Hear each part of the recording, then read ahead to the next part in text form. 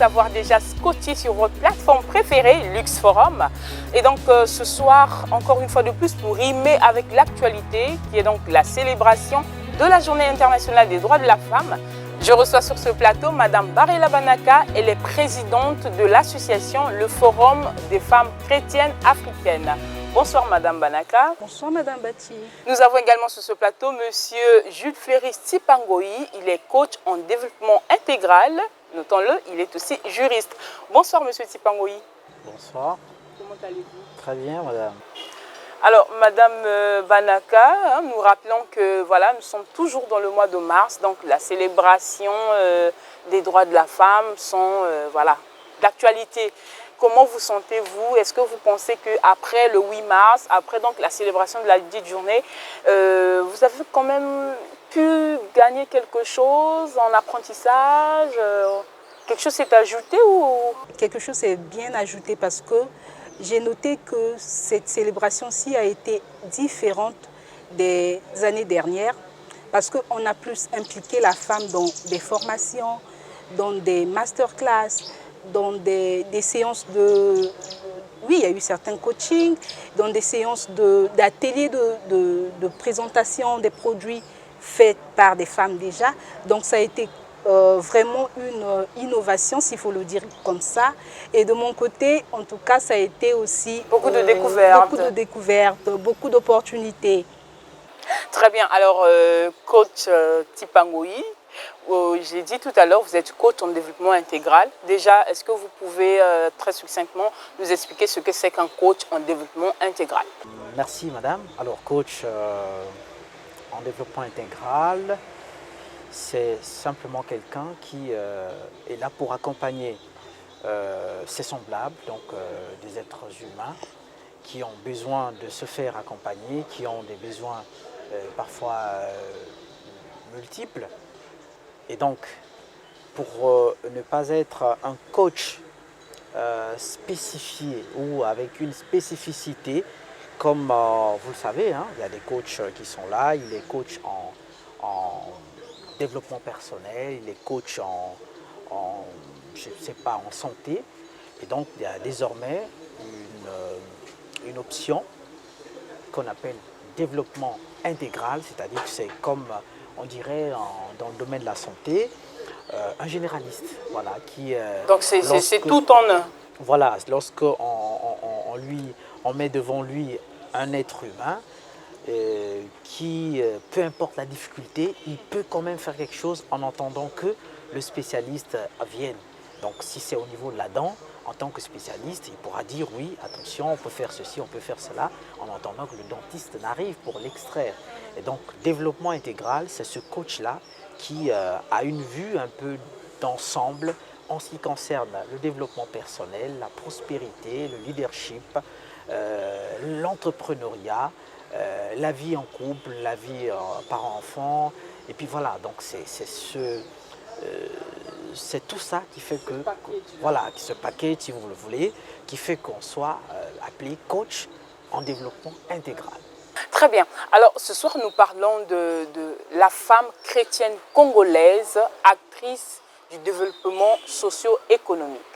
Madame Banaka, vous représentez ici votre association, oui, déjà aussi qui est axée sur les femmes chrétiennes.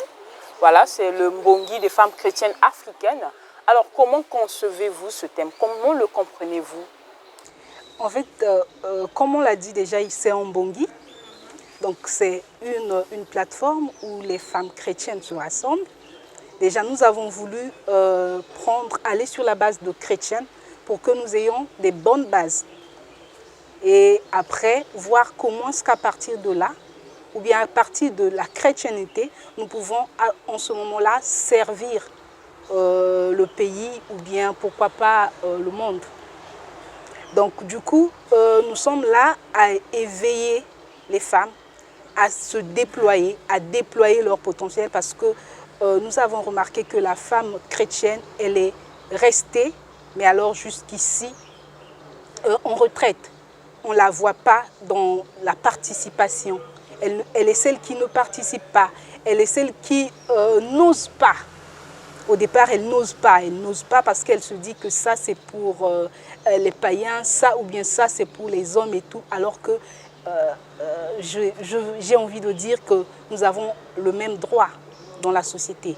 Le droit d'agir, bien sûr. Donc, c'est un peu ça que l'association présente. Alors, selon vous, comment la femme chrétienne congolaise peut-elle être actrice du développement socio-économique déjà? Moi, j'ai dit lors d'un atelier que j'ai assisté pendant le 8 mars, j'ai dit que nous devons arrêter de plaider, ou bien nous devons arrêter de revendiquer nos droits. Ce que nous devons faire, c'est de passer à l'action. Pour moi, je me dis que si la femme chrétienne se réveille et commence à poser des actes, à poser des actions concrètes, à ce moment-là, elle va quand même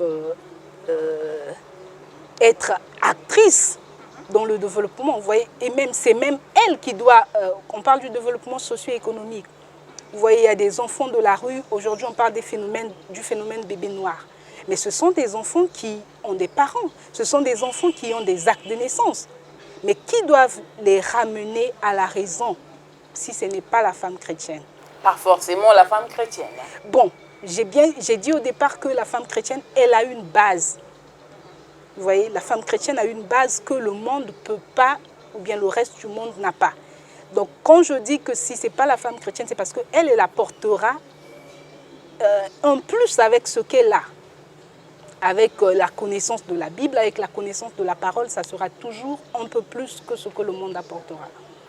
Monsieur Tipangoyi, la femme chrétienne congolaise, actrice du développement socio-économique. Alors, est-ce que tout de suite, vous êtes coach et en votre qualité de coach, vous pensez que la femme chrétienne congolaise a besoin d'un coaching ou bien a un problème à la base pour l'éveiller ou sinon pour l'emmener à être actrice du développement socio-économique? Madame Badji, vous l'avez dit, on ne va pas tergiverser là-dessus. À la base, le problème existe. Il faut qu'on se le dise. La femme chrétienne, aujourd'hui, c'est vrai, nous avons des associations qui naissent. Et là, nous en avons une, voilà, représentée ici par Madame Banaka. Alors, le piège qu'il faut éviter tout de suite, c'est le piège des slogans. Je pense qu'on est beaucoup plus dans les slogans. Lorsqu'on parle des droits des femmes, il me semble que si vous faites circuler votre micro, prenez ne serait-ce que 10 femmes, dites-leur quels sont vos droits.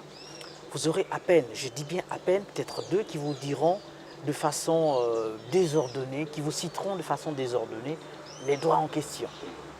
Et ce qui fait que lorsqu'on ne connaît pas ces droits, on reste dans les slogans, les purs slogans, et le plus simplement possible. Droits des femmes, droits de femmes. Et parfois, je m'amuse à dire que plutôt, ce n'est même pas la journée donc, à laquelle nous faisons allusion, la journée du 8 mars. Il m'est arrivé de dire, en passant, en m'amusant, on dit que c'est la fête plutôt du pagne, surtout au Congo. Vous avez vu, vous êtes des médias, vous avez vu comment ce que le 8 mars et les images qui circulent sur la toile, et comment ce que les femmes ont célébré le pagne, comment ce que les femmes sont passées à la vengeance. C'est-à-dire qu'au lieu de parler droit des femmes, elles ont plutôt vengé un certain nombre de comportements qui leur sont infligés par les hommes que nous sommes. Donc si elle n'a pas l'habitude d'aller à une soirée sous contrainte, par crainte d'être frappée ou parler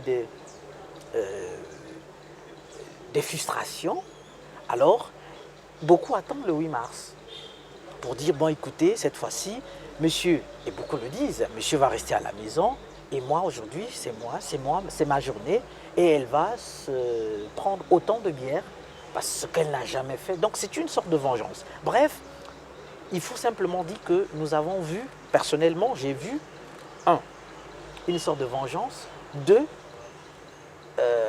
les slogans. Alors, je vais répondre à votre question tout de suite. La femme chrétienne elle est absente. On va parler du développement socio-économique. Oui, on peut commencer aujourd'hui, mais hier, elle est absente. Pourquoi? La raison est toute simple. On parle des femmes chrétiennes aujourd'hui, mais parce qu'elle est en quelque sorte dans une prison, mais qui ne dit pas son nom. La prison, c'est laquelle? C'est qu'on lui a inculqué une notion, et cette notion reste dans son subconscient de façon même inconsciente. Elle ne le sait pas, la femme chrétienne. Elle ne sait pas qu'elle est dans une prison, dans une sorte d'enclos.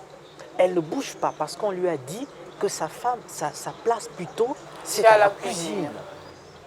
Vous voyez, vous répondez et comme voilà, si vous saviez que je devais... vous saviez que je devais arriver là. La place de la femme, c'est à la cuisine. C'est à la cuisine. Voilà. Et c'est dans votre... Ça est là. Mais je ne suis pas en train de dire que c'est faux, que la place de la femme, c'est à la cuisine.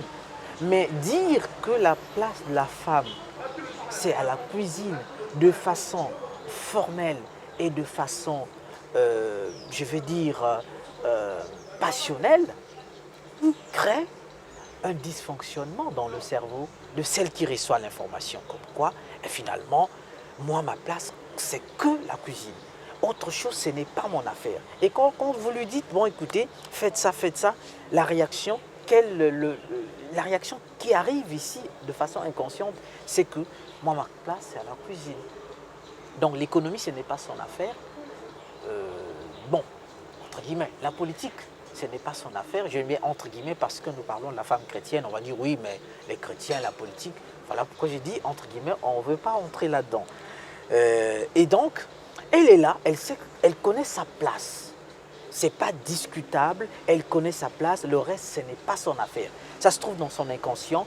Alors, pour qu'elle sorte de là, il y a un travail qu'il faudra faire. Pas un travail extérieur, mais c'est un travail intérieur. D'où un coaching qui s'imposerait. Vous allez me dire, oui, mais donc, parce que vous êtes coach et vous voulez... Non, mais vous m'avez posé une question et donc je vous réponds, je dis, à ce moment-là, sortir quelque chose qui se trouve ancré dans l'inconscient d'une personne nécessite un coaching. Alors, est-ce que vous pensez que les femmes chrétiennes congolaises connaissent bien, sinon mieux leurs droits? Madame, j'ai dit non. D'entrée de jeu, je vous ai dit qu'elles ne connaissent pas leurs droits. Elles ne connaissent pas leurs droits à quelques... C'est vrai, hein, nous ne parlons pas de la femme congolaise en général, mais nous précisons sur la femme chrétienne. La femme chrétienne, bon, vraiment, si elles sont... elles doivent être tout de suite minoritaires, qui connaissent leurs droits. Encore que ces droits-là, il faut le dire, les droits, il y en a qui parfois disent, nous réclamons nos droits. Oui, mais ces droits, on ne doit pas les réclamer sans les connaître. Vous voyez, vous cherchez quelque chose que vous ne connaissez pas, même si on vous disait que c'est ça, et puisque vous ne la connaissez pas, vous ne saurez pas que c'est cela. On va vous dire, voilà, vous cherchez quoi? Je cherche de l'or. Mais il se peut que c'est de l'or qui se trouve sur cette table. Mais vous la connaissez, vous ne connaissez pas la matière en question. Donc le travail primordial, j'allais dire primaire à faire, c'est de dire à ces femmes, et plutôt, pas peut-être dire à ces femmes, parce que si c'est un homme comme moi qui me dirigerait vers les femmes que vous êtes, c'est une sorte de garder l'hégémonie. Donc, c'est moi qui vais vers vous pour dire, bon écoutez, voilà vos droits, vous devez faire ceci, vous devez faire cela. C'est toujours l'hégémonie l'hégémonie des hommes à laquelle plutôt vous voulez sortir, n'est-ce pas? Donc ici, c'est un travail que vous devez faire vous-même. Si vous ne le savez pas, vous ne connaissez pas vos droits, découvrez-les. Et quand vous les avez découverts, mais passez à l'action, comme a dit Madame Banaka. Mais si vous attendez que nous, hommes, que nous fassions ce que vous voulez, ne vous en faites pas, vous restez toujours sous notre domination. Alors qu'il me semble que vous voulez aller un peu plus loin. Alors, Madame Banaka, puisque voilà, vous êtes présidente, je rappelle ici, hein, j'aime mieux vous appeler Madame la Présidente, parce que voilà, vous êtes au centre d'un forum qui réunit plusieurs femmes. Quels sont les principaux problèmes, sinon les faits qui reviennent souvent quand vous recevez certaines femmes chrétiennes? Quels sont les problèmes auxquels elles sont confrontées au quotidien? Bon, déjà, il faut, comme a dit le coach, c'est, je ne sais pas s'il faut dire le problème de manque d'identité ou comment. En fait, c'est une femme qui a été moulée. Elle a été moulée dans sa pensée, bien sûr. Donc, depuis son bas âge, qu'elle est femme, son carrefour, c'est le foyer. Elle sera derrière la cuisine. Tu vois, ça bloque même la jeune fille d'abord d'avoir une vision. Même si elle fait des études, elle a peut-être une licence après et tout, mais dès le moment où elle entre au foyer, ouf. Même si avant qu'elle se marie, elle entreprenait une activité, mais dès qu'elle rentre au foyer, bouf, elle est bloquée. Donc, c'est ça en fait le problème que l'on rencontre. Et lorsqu'on va, vous sentez toujours qu'il y a ce choc-là que vous rencontrez, que la femme, elle ne peut pas, ça c'est réservé à l'homme. Bon, en fait, c'est... Donc la femme chrétienne n'ose pas entreprendre, n'ose pas voir grand. Elle n'a pas une vision plus grande même que l'homme, si je peux dire. Dans le cadre de l'entrepreneuriat. Que ce soit l'entrepreneuriat, que ce soit l'investigation dans la société. Aujourd'hui, là, vous ne pourriez pas dire, vous avez vu la ministre de la promotion de la femme, comment est-ce qu'elle incite les femmes à se présenter aux élections, là. Est-ce qu'une femme chrétienne peut aujourd'hui se lever et dire même que je vais représenter ne fût-ce que mon quartier? Je ne sais pas s'il y a un mal dans ça. Hein? Bon, nous n'avons malheureusement pas un pasteur sur ce plateau okay. Pour nous dire, parce que quand on parle de femmes chrétiennes, on voit des bergers, on voit des pasteurs qui conduisent ces personnes. Et on ne peut malheureusement pas ici dire que voilà, si telle personne... Après, ça peut être des convictions personnelles. Je pense que ma place à moi, Elior Baptiste à la cuisine, bah, je reste à la cuisine. Ce n'est nullement un homme de Dieu, un serviteur de Dieu quelque part qui me dit de rester à la maison. Mais c'est des convictions personnelles. Non, parce que je pense c'est une information que vous avez reçue à l'église. Est-ce que quand vos parents vous élevaient depuis votre bas âge, est-ce que c'est ce que vos parents vous disaient? Mais bon, monsieur Jude, je ne sais pas si vous êtes d'accord avec moi, hein, si je vous disais que voilà, il y a des parents qui ont élevé leurs filles, puisque ici nous parlons des femmes, qui ont élevé leurs filles pour dire que voilà, pour être une bonne épouse, il faut... Donc l'éducation, sinon les conseils étaient beaucoup plus axés sur la future femme dans un foyer. Plutôt que voilà... demain après-demain, il faut prendre ceci parce que après, si tu investis ça, tu deviendras une femme importante dans la société. Ça, c'était pas vraiment, on va dire, de l'entrepreneuriat, c'était du coaching. Hein, du coaching que nos parents faisaient, mais cette fois-ci, c'était beaucoup plus dans le cadre du foyer. Je suis d'accord avec vous, les parents l'ont fait, parfois de façon inconsciente.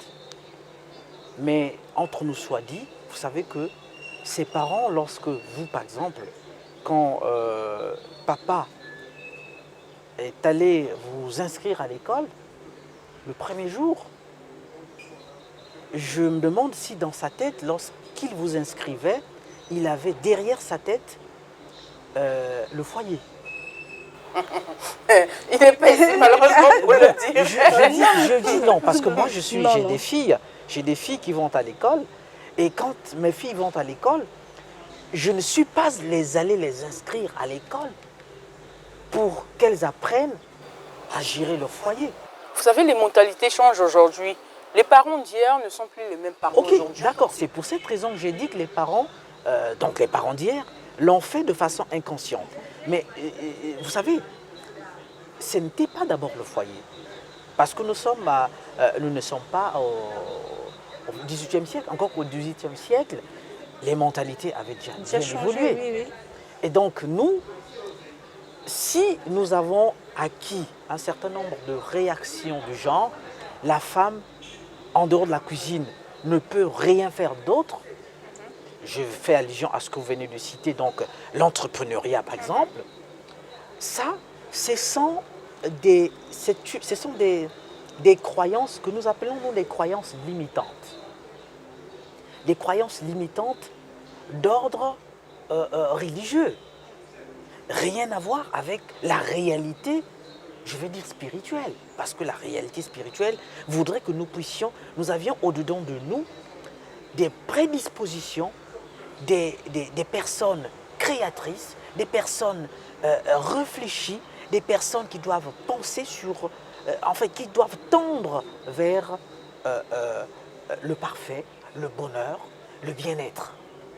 Ça, c'est normal pour des personnes normales. C'est-à-dire quand vous êtes normal, vous devez tendre vers le meilleur. Mais si à côté de ce potentiel inné, naturel, il y a une information qui vient dire, qui vient étouffer le potentiel naturel, ce qu'on fait, c'est quoi? C'est la seconde nature, ça deviendra une habitude. Surtout si vous avez à plusieurs reprises écouté, réécouté, ça deviendra une nature. Et même si on vous présentait une opportunité d'affaires, vous dites, je suis une femme chrétienne, ma place c'est à la cuisine. Pourtant, vous êtes allé étudier, ce n'était pas pour rester à la cuisine. Vous avez des enfants, vous allez inscrire vos enfants à l'école, ce n'est pas pour gérer la cuisine, ce n'est pas pour bien faire la cuisine, encore qu'on n'a pas des écoles de cuisine pour nos enfants proprement dites. C'est parfois un peu plus tard, quand l'enfant a grandi, les parents réalisent que l'enfant peut faire une carrière en cuisine. Mais est-ce que toutes nos filles sont destinées à cette carrière? Non. Donc, il y a un travail à faire, j'insiste, je reviens là-dessus, il y a un travail à faire, c'est un travail qui consiste à formater d'abord la femme chrétienne.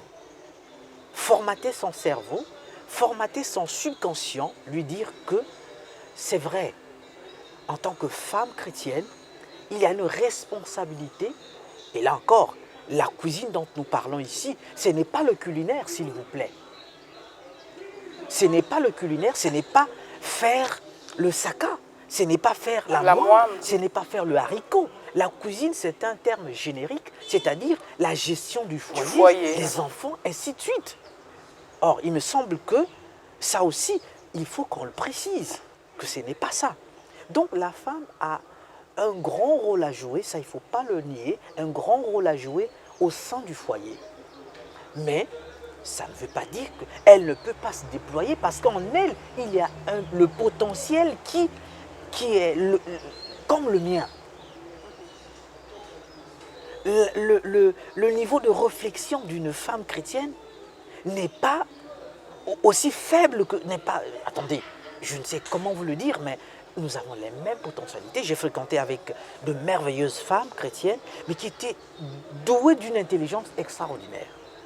Alors, vous prenez ce potentiel, vous prenez ce talent, vous le mettez à la maison parce qu'elle doit rester à la cuisine. Alors que, sur le plan économique, si elle se déploie, vous allez crier au scandale. Vous allez dire, waouh! Mais on ne savait pas que c'était comme ça. Elle avait aussi un talent comme celui-ci. Bref, donc il y a un travail à faire sur le mental de la femme chrétienne. Sur ce qu'elle reçoit aussi comme doctrine, peut-être? Oui, doctrine, j'ai parlé de la religion. Vous savez que, et ça, vous êtes allé, vous avez fait vos études, en philosophie, on nous disait que la religion est l'opium du peuple. L'opium, cette sorte de drogue, cette sorte de poison qui, lorsqu'elle est consommée, ben écoutez, elle vous transforme. Et c'est ça la religion. Aujourd'hui, lorsqu'on dit que la femme reste à la cuisine, ben, c'est devenu une drogue, comme une drogue, s'il vous plaît. C'est-à-dire que même le potentiel que vous voyez, qui est là visible, vous le voyez, vous vous dites, tant pis, abat ce potentiel. Je suis obligé de rester à la cuisine. Mais notons que ce ne sont pas toutes les femmes chrétiennes, parce qu'il y a des femmes chrétiennes aujourd'hui qui travaillent, oui, qui sont considérées comme, on va dire, des icônes féminines, hein, qui ont émergé. Donc, après, comment ce message est reçu, comment cette doctrine est reçue, comment elle est vécue, ça c'est un autre problème. Vous savez, madame, je vais vous évoquer un cas que je connais bien, d'une femme chrétienne qui a étudié, qui a fait de très bonnes études et qui aujourd'hui est en difficulté avec son conjoint parce que son conjoint lui a dit arrête De travailler. de travailler. Et la femme lui dit mais moi je dois travailler parce que j'ai étudié, je dois faire ce que j'ai étudié. Le monsieur lui dit arrête.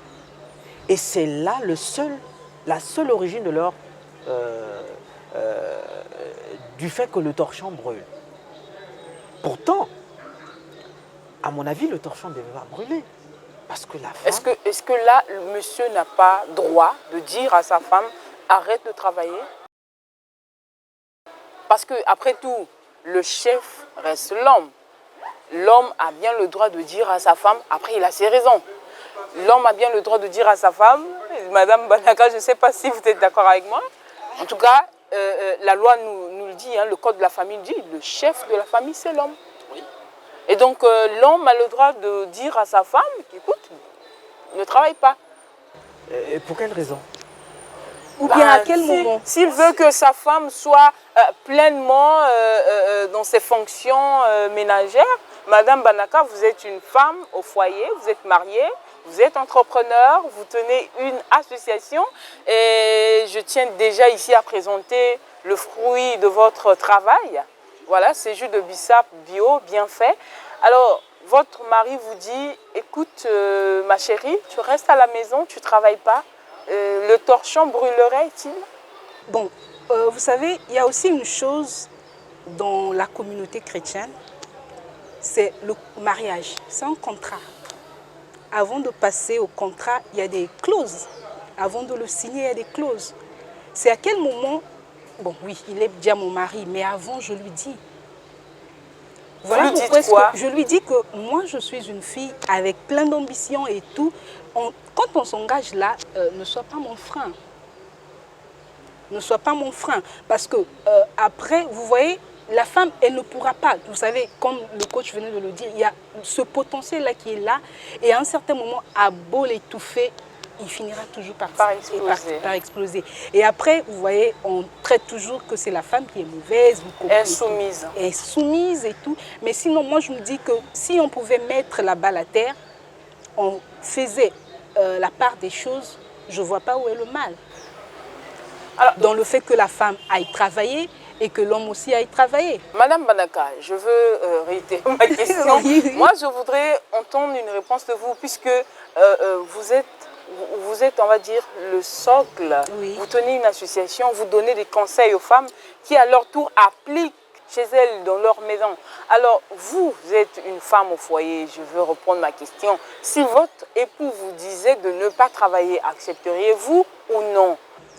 Personnellement, je n'accepterais pas parce qu'avant le contrat de mariage, j'avais déjà donné à mon époux en fait, il y avait déjà des clauses bien établies.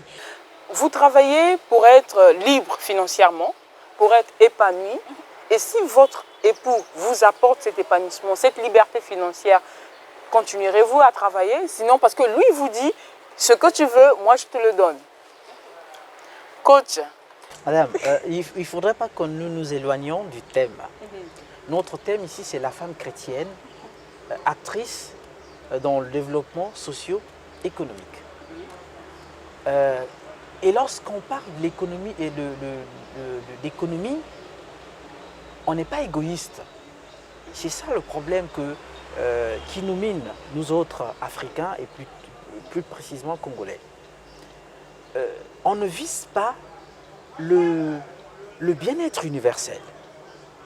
Vous voyez la question que vous lui posez, permettez que je dise que c'est une question qui nécessite une réponse égoïste. C'est-à-dire que moi, que je dise à mon épouse, qui travaille d'ailleurs, que je lui dise, tu restes à la maison et je m'occupe de tes besoins.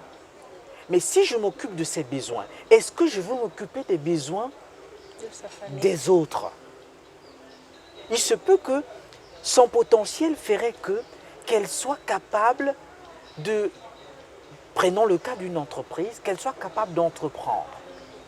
Et en entreprenant, qu'elle embauche des pères de famille, des mères de famille, et que ces gens-là comptent sur elle pour vivre.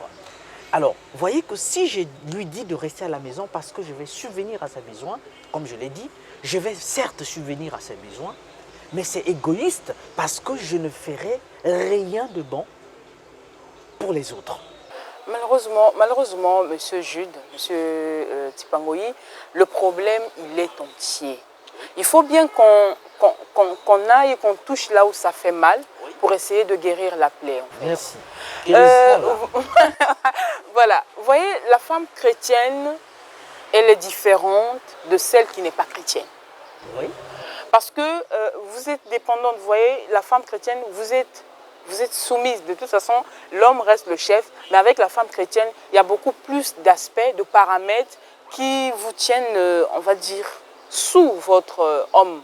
Aujourd'hui, la femme, on va dire, non chrétienne, elle est libre de faire ce qu'elle veut. La semaine prochaine, elle est sur Pointe-Noire, après c'est Dubaï. Et la femme chrétienne, vous la verrez très rarement dans ce genre d'activité. Bon, donc, la question de savoir... Je vous en prie, parlons de la femme chrétienne en général. Ici, il ne s'agit pas de la femme chrétienne mariée. C'est ça. Mais ça, c'est très important.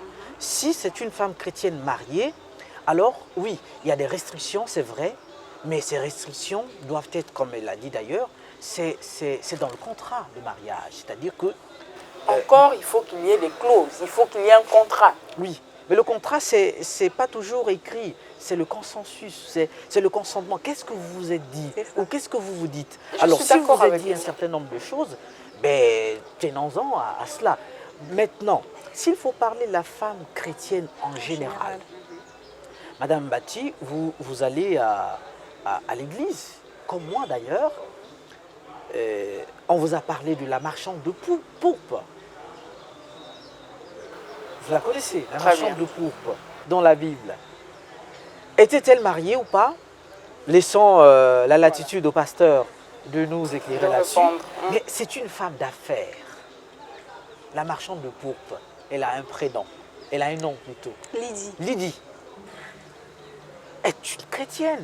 Vous voyez une telle femme qui, de génération en génération, a vu son nom être gravé dans les Saintes Écritures. Bon, c'est vrai qu'elles ne sont pas nombreuses. Cette affaire a commencé il y a longtemps, hein, et on en parle aujourd'hui. Ça veut dire quoi? C'est que nous avons quelques modèles. Mais plus on étouffe celles qui veulent s'engager, plus on aura de piètres femmes qui ne feront toujours rien, croyant qu'elles sont sur la bonne voie.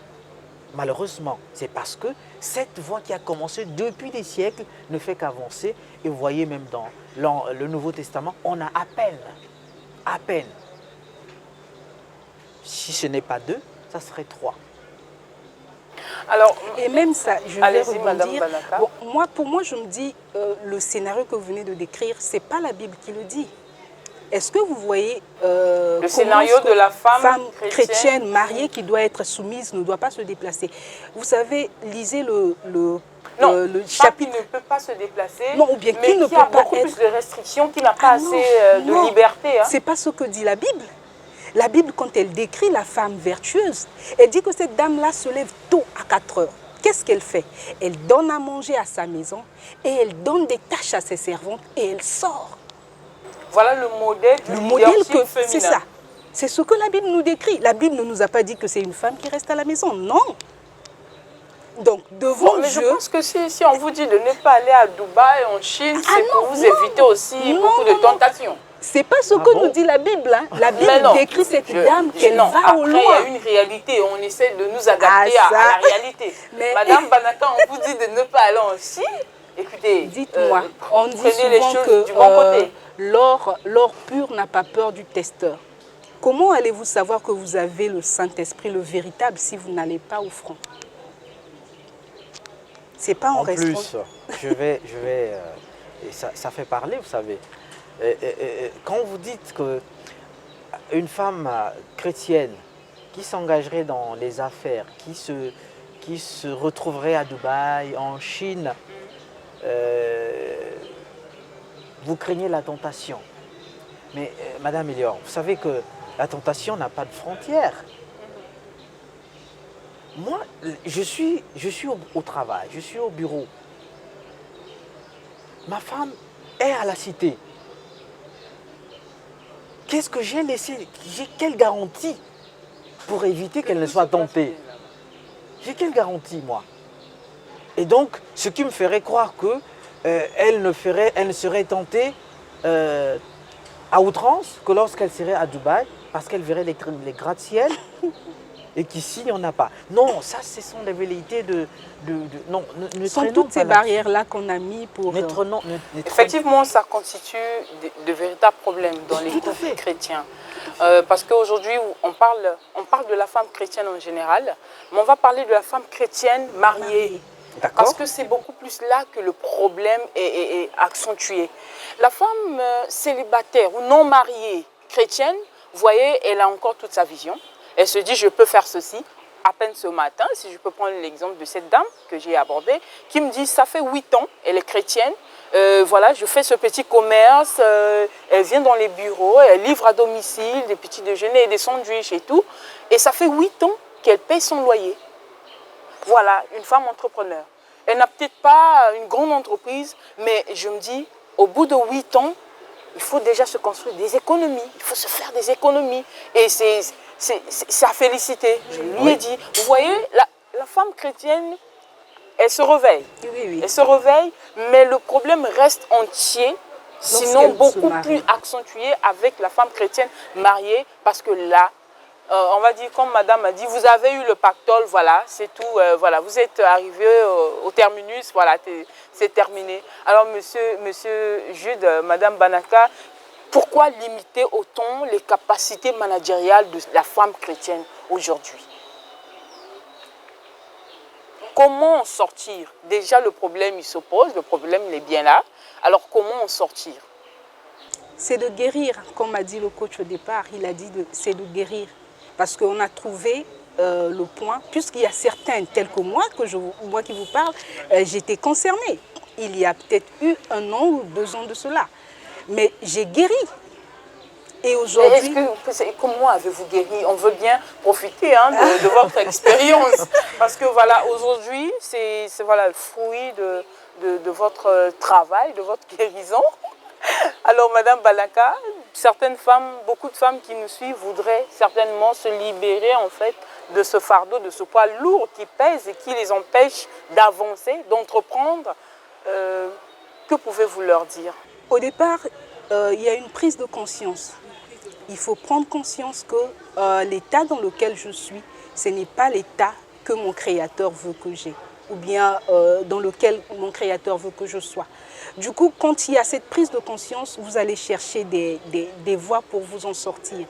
Et moi, la bonne voie que j'ai eue, c'est le coaching. Le coaching. Vous avez été coachée? Oui, j'ai été coachée. Le coach l'a déjà dit au départ que ça vient de l'intérieur. Ce n'est pas quelque chose que j'ai eu de l'extérieur, non. Il a fallu juste que je réalise que depuis l'enfance, il y avait quelque chose que je voulais tant avoir. Il y avait quelque chose que je voulais tant faire. Et du coup, j'ai vu, mais qu'est-ce qui me bloque? Et j'ai commencé à analyser. Le tout, c'était juste des informations qu'on a reçues. Vous voyez, quand j'ai essayé d'analyser ce qu'on dit à l'église et ce que la Bible dit, c'est carrément le contraire. Alors, coach, Madame Banaka vient de nous livrer à tous le secret. C'était le coaching. Elle a été coachée.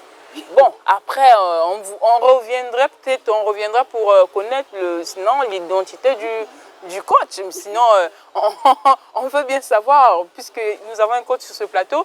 Alors, qu'est-ce qu'il faut? Qu'est-ce qu'il faut pour que voilà, qu'il y ait cette prise de conscience? Quels sont les interrupteurs sur lesquels il faut appuyer pour que voilà, qu'il y ait l'effet lumière?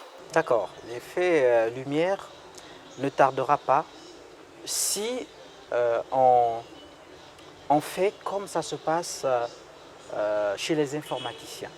C'est-à-dire qu'on vous apporte un ordinateur en panne ou qui bug, qui est en difficulté. Et qu'est-ce qu'on fait? Ils sont obligés de le formater et de remplacer de nouvelles informations et de le relancer.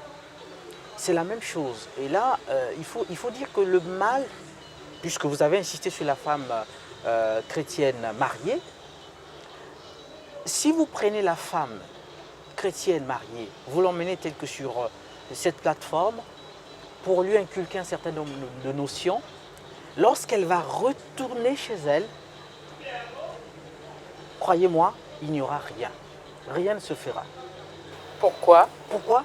Parce que le mal n'est pas guéri à la base. Le mal, c'est son époux. Ah, il faut donc le séparer de son époux. Mais non, Non, non, non. loin de moi Heureusement. l'idée de la séparation. Il faut plutôt traiter le Les mal deux. à la racine. Ok. C'est-à-dire, s'il faut commencer par traiter l'époux ou les deux, on pourrait régler le problème. Mais si vous prenez comme elles ont une association, vous emmenez les femmes, vous leur dites faites quelque chose, Ça ne marchera ça pas non va, plus. ça va applaudir. Et le soir, quand on rentre à la maison, on reçoit une charge électrique assez importante qui dépasserait celle que vous avez reçue au sein de l'association. Ne vous en faites pas, vous ferez une marche spirale. Donc, et ça, je parle sous le contrôle de certains hommes mariés comme moi qui m'écoutent. Et donc, le problème se situe au niveau des hommes. C'est comme les hommes, en fait, c'est quoi? C'est quelqu'un, c'est naturel. Hein?